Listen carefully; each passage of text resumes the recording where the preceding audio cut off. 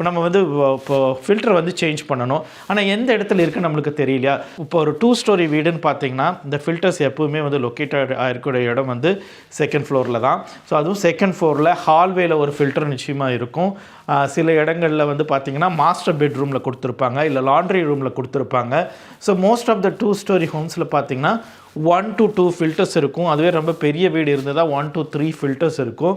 So அந்த filter sizes வந்து each one of them will be different. Some கேசஸில் ஒரே மாதிரி சைஸஸ்லையும் வரக்கு வாய்ப்பு இருக்குது.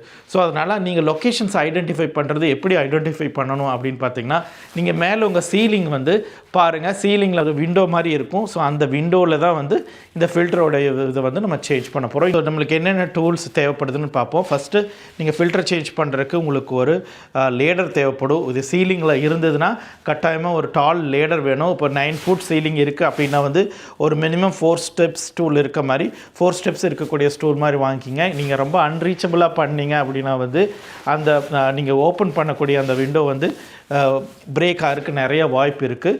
ஸோ அதனால் நீங்கள் கரெக்டான ரீச்சபிள் ஹைட்டில் இருக்கக்கூடிய லேடருங்கிறது ரொம்ப முக்கியம்.